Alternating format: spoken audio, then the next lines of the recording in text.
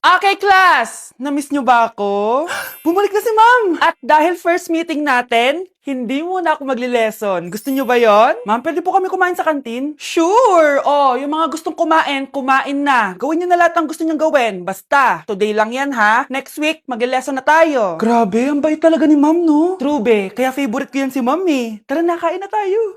Okay, class. What is the powerhouse of the cell? Scarlett? Ano ba yun? Starts with letter M. Mitochondria? Very good! Kaya mo naman pala eh. Thank you, ma'am.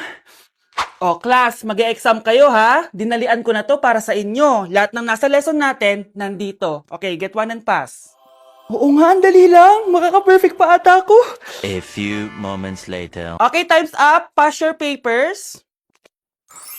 Wow naman, lahat kayo nakakuha ng high scores. Magaling ka kasi magturo, ma'am.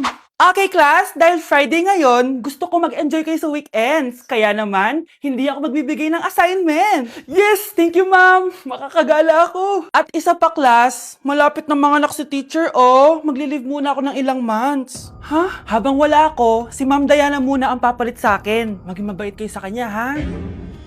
Hi, class. Namiss niyo ba ako? At dahil first meeting natin, may surprise quiz kayo. Nandito na naman yung pet peeve ko. Hindi! Hindi! Manonood ako ng horror. Comedy na lang, puro ka horror. Nagmumukha ka ng multo. Eh di wag ka manood, basta horror ang papanoorin ko. Comedy nga, para masaya. Aba, pati yan pag-aawayan nyo? Ako na lang manonood. Ayan, comedy pa kasi gusto mo. Nakakatawa kasi yung mukha mo. Nayo! Anak, saan niyo gusto pumunta sa Sabado? Sa Baguio, Nay, para malamig tapos maraming strawberry. La Union na lang tayo, Nay, para sa beach tayo tapos picture-picture tapos kain tayo ng seafood. Ano ba talaga? Baguio, Nay, La Union. O sige, magkanya-kanya na lang tayo, ha? Mga anak, bibili ako ng pagkain. Ano gusto nyo? Jollibee Cheesy Yum Burger! Abay, mala! Nagkasundo kayo ah! Gaya-gaya! Bias ko yun eh! Bias ko din yan! Pero narinig ko na may bagong special Cheesy Yum Burger at gusto ko itry! O sige mga anak, wait nyo ako ha! Mga anak, kain na! Sarap pa rin itong original Cheesy Yum Burger for me! Ang beefy lang hap sarap patty with cheese and classic yum sauce ng Jollibee! Bias talaga! Wow! Kakaiba yung atake na itong special cheesy yum burger. Pang bias wrecker. May beefy lang hap sarap patty at cheese na nga. Meron pang crunchy pickle, onions, and ketchup. Oh, akala nyo kayo lang? Meron din ako niyan. Di talaga magpapatalo si nanay, oh. True. Nay, punta tayo sa mall. Wag muna ngayon, anak, ha? Madami kailangan na tapusin na trabaho si nanay. Sige po, nay. Palagi nilang busy si nanay. Ako na lang mag-isa lalabas. Diyos ko po, anong oras na? Di pa pala kami kumakain ng anak ko. Anak, anong gusto mong ulam? Nasaan na ako? Hala, si Teddy na dumihan na. Ano yung gumagapang? Anak! Pumunta yun. Mare! Yung anak mo! Oh, Mare, nasa inyo na naman yung anak ko? Pasensya ka na ha, makulit talaga yun. Mare! Patay na yung anak mo! Natagpuan nilang wala ng buhay kasi natuklaw siya ng ahas. Bakit di mo siya binabantayan, ha? Ano? Anak? Hindi. Anak? Ma'am, wag po muna tayo lumapit. Iniimbestigan pa po namin yung bangkay. Anong bawal? Anak ko yun, oh!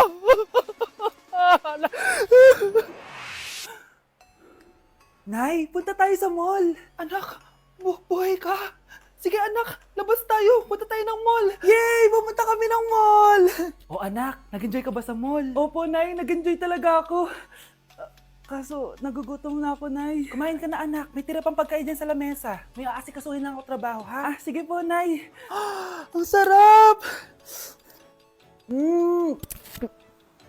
Salamat naman at nabuhay ang anak ko. Anak, tapos ka na ba Anak! Anak! Anak! Ayoko mawala ka ulit sa akin! Nay, punta tayo sa mall! Bumalik na naman ako. May sumpa ata tong kwintas na to. Kailangan kitang itapon para tumigil na tong sumpa na to.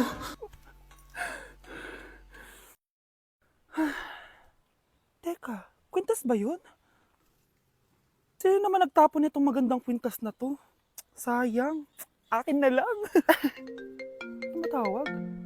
Hello? Hello, ma'am. Kayo po ba yung nanay ni Samantha? Nabangga po kasi siya. Kailangan Ano? pumunta dito sa ospital. Nasagasaan anak ko! Ew!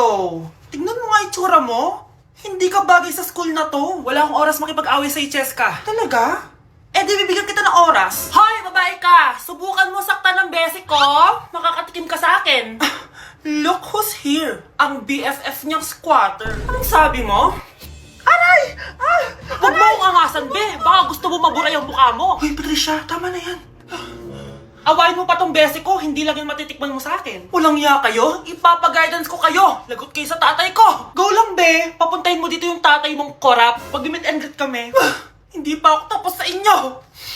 Ay, banatera ka talaga, bes. Alam mo yan, bes. Kinulong po ni nanay si Scarlett sa bodega. Ha? Anak? Anak! Walang ya talaga yung tita mo! Anak, sorry kung ngayon na ako nagpakita. Pinakulong kasi ako ng babaeng yan! Deserve mong makulong! Ikaw ang ikukulong namin dahil child abuse ang ginagawa mo. Ano? At hindi mo na din makukuha ang 50% ng mana. Hindi pwede! Nay, masaya ako na nandito ka na. At hindi na din tayo maghihirap dahil sa pamana ni tatay. Masaya din ako, anak. Siyempre kasama ka dito sa Manta.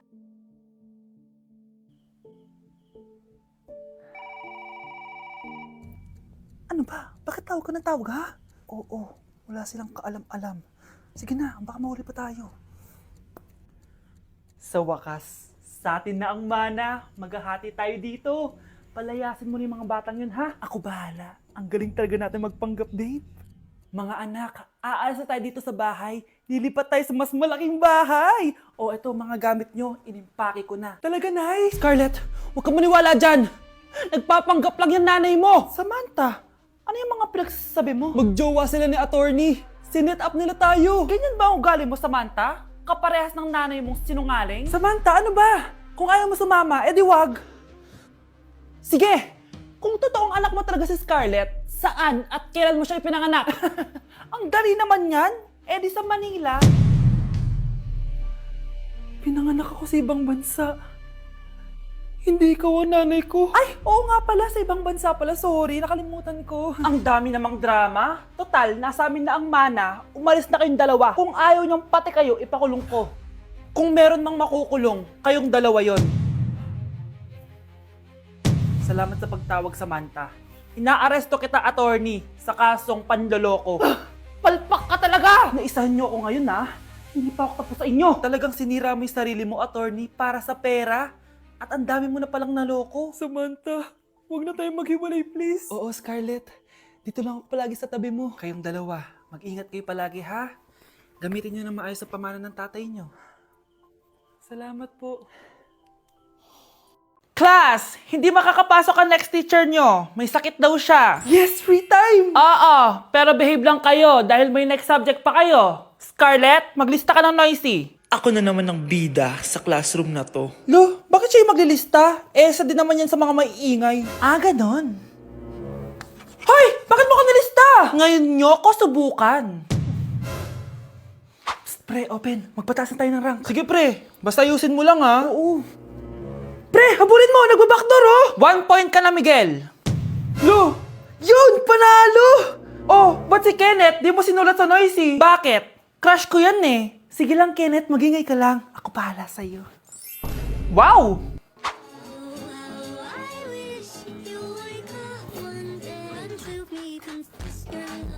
Ayun, walang nagbago. Ano yan, before and before? At least ako, may 10,000 followers ako. Eh kayo, gumagamit lang naman kayo ng auto-likes. Ew! Bes, kumalma ka. Guys, nag-chat si ma'am sa akin. May ipapa-activity daw siya kahit wala siya dito. Bukas daw ipapasa. Ano ba yan? Bes, tara galan na lang tayo. Nagugutom ako eh. Tara, hanap na lang tayo ng pogi. Sige, tara. Psst, pre, tara kating na lang tayo. Huwag na natin gawin yan. Tara, tara. Hoy! Saan kayo pupunta? Iniwan niyo ako dito. Uwi na nga lang din ako. Hello, class! So, paano ako magtuturo niyan? Like sugar on my tongue, your body so sweet. Ayan! Kaya pala ang laki ng bill na kuryente natin. Nakabukas pala na matagal yan. Anay, uso kasi to yung sugar on my tongue. Sugar on my... ganon. May alam din ako uso na pwede mong gawin. Talaga, Nay? Ano yun? Gagawin ko. Walang baon for a day. Ipambabayad ko sa kuryente yung baon mo. Nay naman eh. Ito na, isasara ko na to. Huwag mong babawasan baon ko ah. Akin na nga tong cake na to. Sige na, pumasok ka na sa kwarto mo.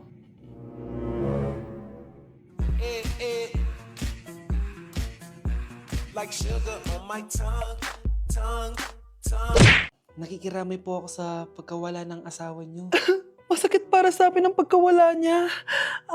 Kailan pala namin makukuha yung mga ipapamana niya sa amin? Ipaprocess pa po namin yun, ma'am. I-update na lang po namin kayo. Sige po, attorney. Sakit ng pagkawala niya. Nay, tignan mo, may medal ako. Ano namang paki ko dyan? Di ka ba proud sa akin? Hindi. At wala akong paki sa'yo. Iniwan ka na ng tatay mo, di ba? Kaya pwede ka nang umalis dito. Bakit ka ba ganyan sa akin, Nay? Huwag mo nga ako matawag-tawag na nanay dyan. Kadiri. Hindi kita anak. Ang nanay mo, wala na. Malandi kasi. Nay, gutom na ako. Ay, gutom na baby ko. Wait lang, mag-order ako ng steak for you, ha? Yay! Steak, my favorite!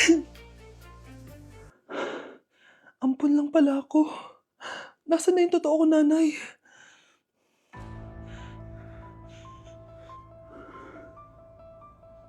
Tulog sila.